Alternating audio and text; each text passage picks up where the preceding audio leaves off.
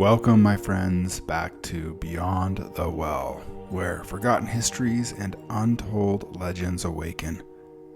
I never expected to find that well, hidden deep in the woods behind my house. But when I touched its sacred water, I saw more than my own reflection. I saw another world. A world shaped by light and shadow, by heroes and tyrants, by choices that still echo through time. Join me as I uncover the stories of Aldarion that lie beyond the well.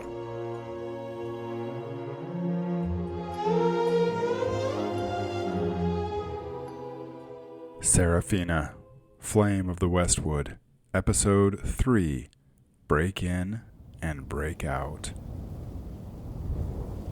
The low murmur of the wind rustled through the trees as Seraphina and Nayland moved quickly but carefully through the narrow alleyway that led toward the estate's back entrance. The small, unobscured section of the wall was where Seraphina, as a child, snuck out of the estate to go meet friends or explore. She and Lyanna knew of it, of course, and Lyanna had agreed to pass the info on to one of Seraphina's previous servants, an older and kind woman named Fiona. The crumbling opening was nearly invisible against the overgrown ivy and weathered stone of the old walls. It had been so long since Seraphina had seen it, but something in her muscle memory still guided her, a pull toward the familiar. Nayland kept close behind her, of course, his eyes scanning the shadows of the alleyways. He was silent, but Seraphina knew he was constantly evaluating the surroundings, looking for any potential threats. He moved with the grace of a shadow himself, a natural at remaining unseen when necessary. The section was behind a cattle barn, hidden from view. When Nayland saw it, he groaned.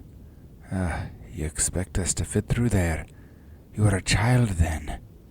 Seraphina poked him in the side. "Come on, where's your sense of adventure?" she said as she got down on her belly and began wriggling through. Nayland sighed and got down on his belly as well and followed her through the cramped and suffocating tunnel. His breath caught as they stood up inside the immaculate gardened backyard of the Valinor estate. The air smelled of old stone and dust. Seraphina's heart quickened. This place had once been a sanctuary, safe, quiet, and hidden from the prying eyes of the world. And despite the urgency, she couldn't repress a feeling of excitement at seeing her old home. Nayland stepped in behind her, brushing off the dirt after their crawl. "We move quietly," he whispered, his voice low and cautious. Seraphina nodded, her eyes flickering to the stables off to the south. They were lucky nobody was there to see them as they came up out of the ground. They had to be quick and get moving into the stables where they were to meet with Miss Fiona. They hurried down the stone path, the sound of their footsteps muffled by the thick stone walls. The back entrance to the stables was hidden from the general view of the estate, and they slipped next to the shadowed wall, round and behind, into the back of where the barn was kept. "My maid, she should be waiting here for us," Seraphina said, her voice barely more than a whisper. "Lyanna said she would tell her. I'm sure she'll be here, I just know it." Nayland's brow furrowed. "Well, she's not here. Do you think she was caught?" Seraphina's pulse quickened. They had no plan beyond this point. If the maid was caught, it would be disastrous. She was the only one who could guide them into the estate unseen. Panic flickered across Seraphina's mind, but she squashed it, trying to focus. She stepped closer to the exit and looked around. No sign of the maid, just an empty, shadowed garden on the other side. "Nayland, she should be here." Her voice was tight with concern. Then her eye caught a small tool shed to the side, and something in her quickened. I think we need to make it to that shed. I think she might be in there." Without waiting for a response, she moved quickly toward the small garden shed just a few paces ahead. The ivy-covered building was shrouded in shadow, and Seraphina's eyes darted from one corner to the next, searching for any sign of the maid. And then, on the other side, someone stepped through the door.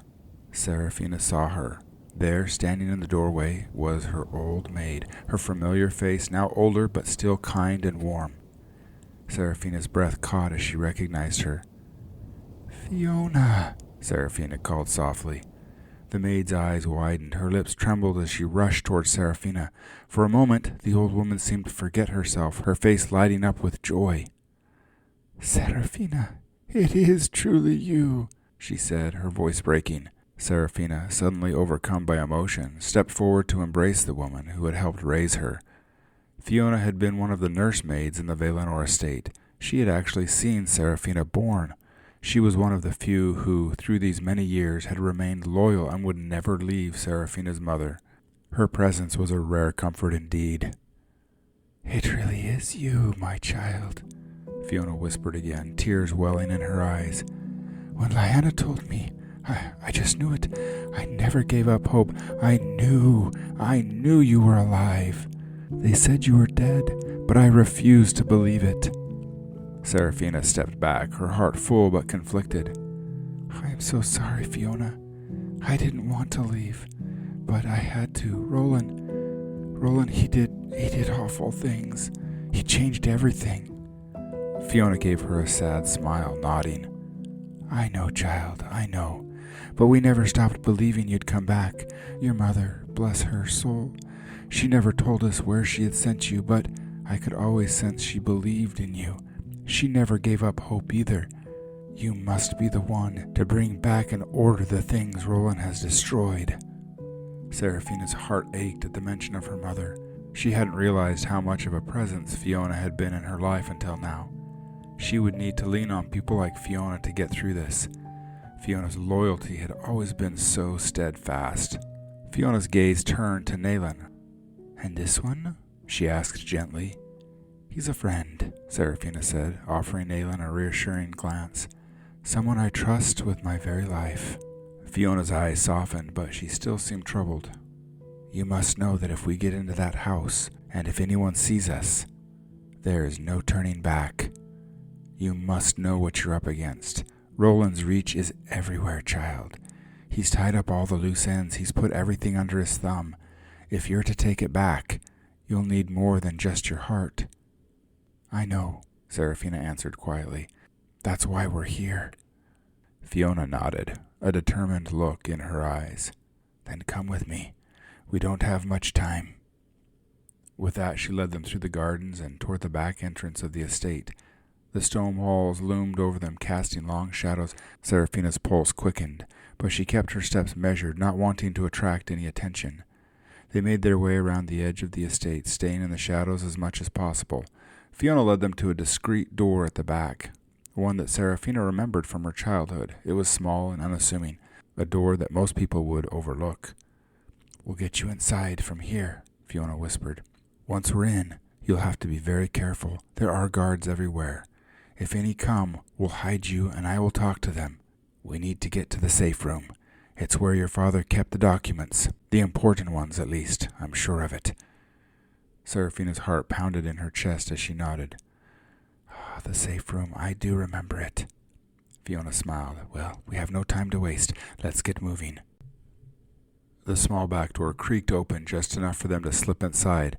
The hallway beyond was dark, but the smell of old wood and dust brought back memories of a time when she had felt safe. Seraphina felt the weight of all of it, the legacy of her parents, the plans, the future, and the terrible task that now lay before her. They moved quickly and passed down through the quiet halls of the estate, making their way towards the safe room. It was a place Seraphina knew well, but the years had changed it. Her footsteps echoed in the empty hall, a reminder of how much was lost. And yet there was something within her that burned with resolve. She would reclaim her home. Finally, they reached the safe room. The three slipped in and quietly closed the door behind them. The room smelled just as Seraphina remembered. It wasn't as neat as it used to be, though. There were books and parchment scattered about. Everything had a layer of dust, but it was still there. The bookshelf. Seraphina stepped forward, touching it lightly. She remembered her father's hidden nook in the wall behind this very case. Carefully, she moved a few things and made room for the heavy shelf, then began to push, but nothing. She did feel a slight roll, but she could tell something was stopping it. It's got a key somewhere. Her heart pounded and she could feel a sense of frustration welling up inside of her. Easy there, lass. Think back. I'm sure you can recall. How did your father open this? Seraphina's mind reflected back on the many exercises she had gone through with Maia, and by pure habit, she slowed her breathing and began to go back in time, recalling moments with her dad. They were sweet memories, and being in this place with these smells and these books. Books, she exclaimed. That's it. It's a book. She jumped up and began looking through the many volumes of leather-bound books. She almost felt guided. There was one she did recall, smaller and dark leather, the journal of a past general who had fought in the Tidal Wars. And there it was. She reached her hand up and began to pull it out. It rocked forward and she felt a latch give way with a satisfying click. Then the whole massive bookshelf began to slide easily to the side, revealing behind it a small nook in the wall with a safe. Nayland knelt down. It's locked, he murmured. Do we have the key? Seraphina's stomach sank. Fiona, where did Mother keep the keys?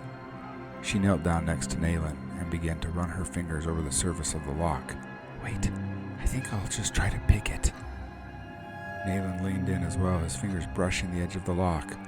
I don't know, lass. I do not think it'll come easy.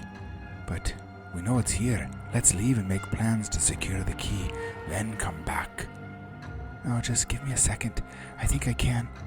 And as she tried to get her head down to the lock to peer in, her foot bumped an end table, and an old lamp teetered and rocked. The three of them looked in horror as the lamp fell sideways and came crashing down on the floor. Yay! Hissed Fiona, who ran to the door. They all froze in a moment of silence. There was nothing. But then, a rush of heavy footfalls could be heard moving down the hallway. Quick!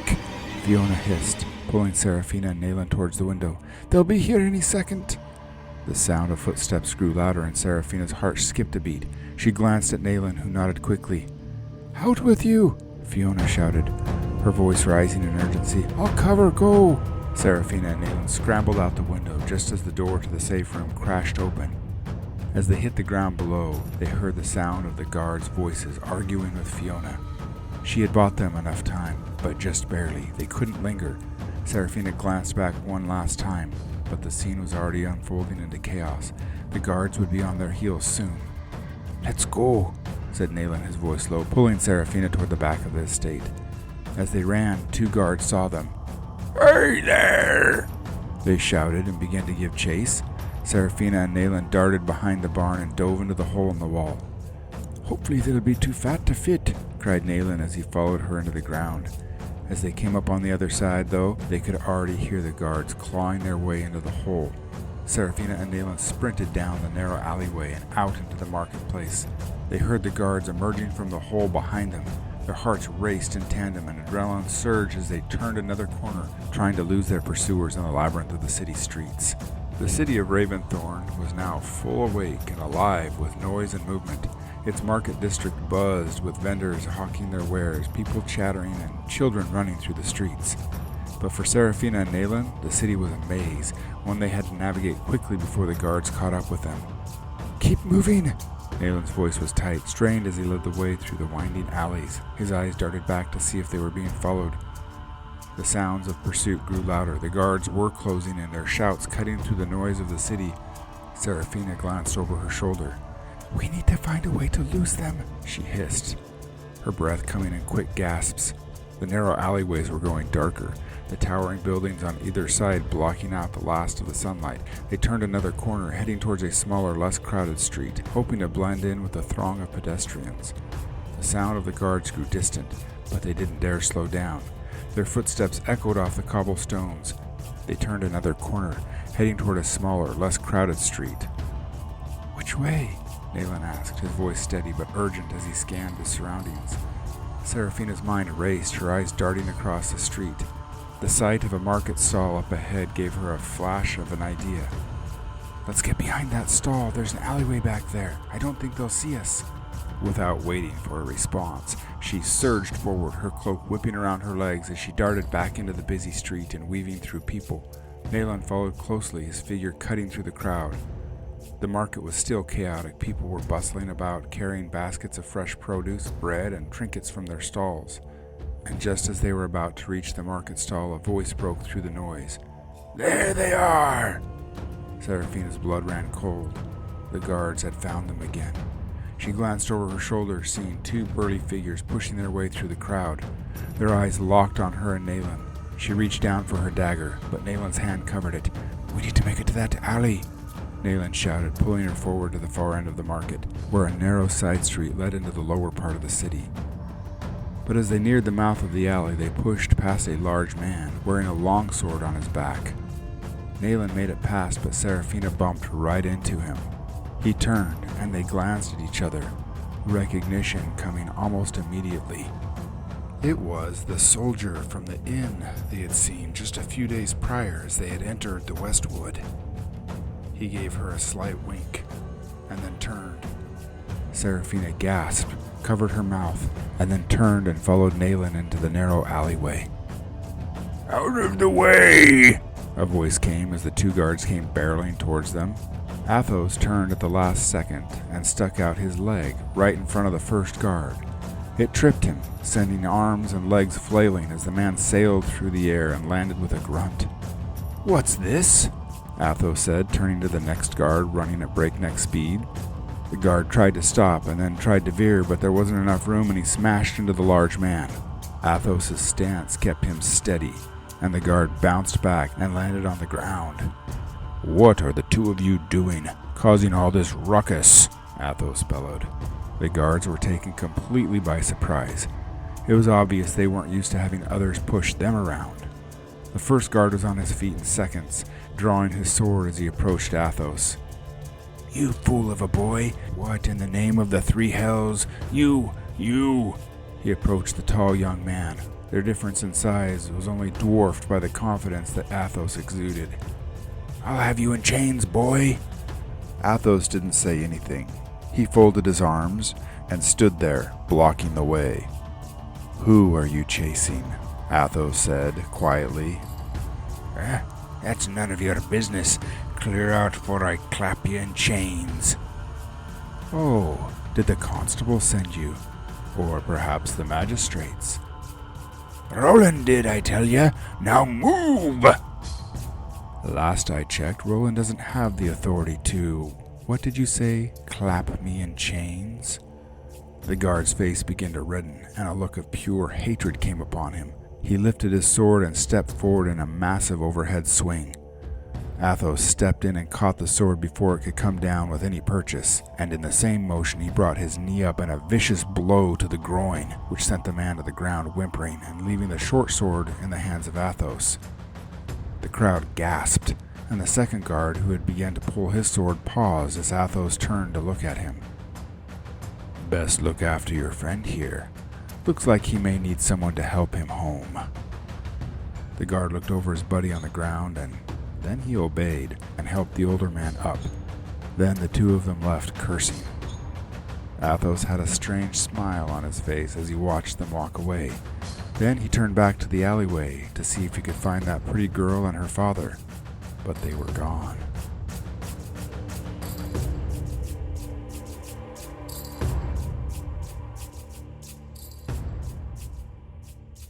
The dungeon was cold, its stone walls thick with the chill of the earth that seemed to seep through every crack and crevice. The air smelled stale and damp, the faint scent of iron and decay hanging heavily in the gloom. The only light came from the flickering torches mounted on the walls, their flames casting long shadows that danced eerily across the floor. It was a place designed to break people, to make them bend and confess, to strip away their will until all that remained was obedience. Roland had been there, of course, along with his cronies, but Fiona had simply spat in his face. There was no way she would give in to him. She would die first. She now sat in an old wooden chair with chains and bindings to hold her legs, waist, and arms. Her face was bruised, her eyes red from hours of questioning and the occasional slap, but there was a quiet strength in her that refused to bend. She had lived through worse than this before, and she knew that whatever Roland's henchmen tried, they would not break her. Her gaze flickered toward the heavy door as it creaked open, and a figure stepped into the chamber. His presence filled the room, like the air somehow grew heavier just by him being there. Tall, broad-shouldered, and draped in a dark cloak that seemed to absorb light, the man's face was partially obscured by the shadows of his hood, but even so, his eyes gleamed with a cold, unnerving light. Fiona started at the sight of him. "The Shadow Man," she murmured. She had heard of the rumors, of course, the whispers of a figure who moved in the shadows, a man so ruthless that even the Regalia Guard feared him. Some said he had no name, others that he was a wraith, a ghost bound to the will of Roland. He was, of course, a weapon, who moved beyond Roland's simple dirty work. Now she would be his next victim. "Fiona Layson," the figure said, his voice low and smooth, but there was no mistaking the malice that laced every word. "I must admit, I was hoping you would break sooner. After all, you have been so loyal to the family now, haven't you?" Fiona glared at him now, refusing to answer. She was afraid, but she wouldn't show it. Of all the horrors she had seen, there was nothing quite like this. It seeped into the very marrow of her bones. "I know what you've done," the figure continued, stepping closer, his cloak swishing softly. "You've aided Seraphina. You helped her slip away. Now you are a liability." The word sent a chill down Fiona's spine, but she didn't show it. "I've done nothing wrong," she said, her voice firm. "Seraphina's rightful place is at the Valinor estate. You have no right to take it from her." The man chuckled darkly. "Oh, I do have the right. The law is mine to shape, and Seraphina is a threat to that. Soon her estate will be in our control." Fiona's jaw tightened. "Roland's a liar. He's a murderer. He'll destroy everything he touches, just like he did to her family. But there is nothing that can stop the light. Right and truth will prevail, despite how horrible you are." At the mention of light, the figure's expression hardened. His gaze narrowed in on Fiona's defiance. "You are going to learn just how powerful the darkness is. You've made this personal, and that was a mistake." With a swift motion, he reached into his cloak and produced a small vial filled with a viscous black liquid. He held it up to the torchlight, watching the liquid slosh around inside. "This," he said, his voice almost a whisper, "this is the essence of fear." Fiona's heart skipped a beat as she watched him uncork the vial. A scent wafted from it that was nauseating, like something rotten, a mixture of decay and death. "What is that?" she demanded, her voice now shaking. The figure stepped closer, his eyes locking with hers, and Fiona's blood ran cold. "It is a substance that feeds on your darkest fears. You see, I don't need to torture you physically, Fiona. That would be too predictable. No. Instead, I'll let it work from the inside out." He then flipped his hand over, and a small snake-like creature wriggled between his fingers. It was quick and kept lacing its way around the hand, holding the essence of fear. The man slowly opened the jar, and the snake slithered down inside, devouring the dark substance. It quivered, its head changing into a leech-like looking sucker full of teeth. Its tongue still flickered, and it began to screech and move about in a crazy, erratic motion. The color drained from Fiona's face. Something primal inside her screamed out in terror. Who are you?" The tall, dark figure smiled, revealing blackened teeth and tongue. "I am beneath you. I am over you. I am your fear.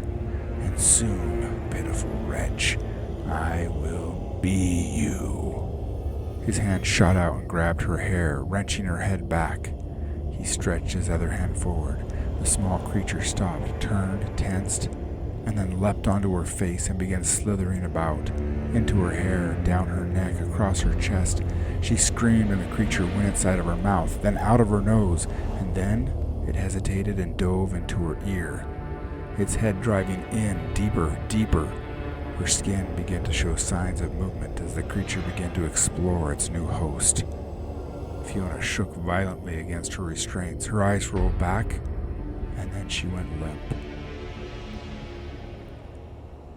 A few days later, Fiona awoke in the city center, stripped to nothing but rags and left penniless and destitute. She jumped as she awoke, immediately looking around, unaware of where she was or what was happening. Where was Roland? Where was that shadow figure? A panic caused her to snap around as if he were right behind her.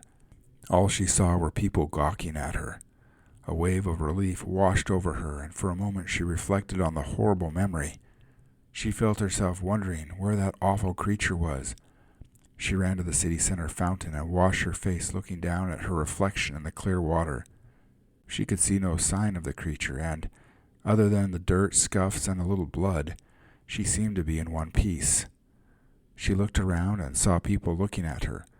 Then realization hit her that she was free of the Valinor estate, and despite her embarrassing state, she was still alive. She could walk. She could think straight. She started moving through the crowd looking for Seraphina, though she did not notice the very slight movement of something under her skin on the back of her neck.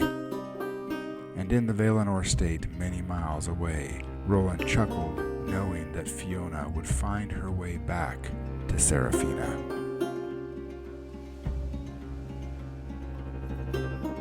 Well, that's it for today. Thank you for coming with me beyond the well. If you enjoyed this story, please consider liking, following, or subscribing. And if you have a moment, I would love a review.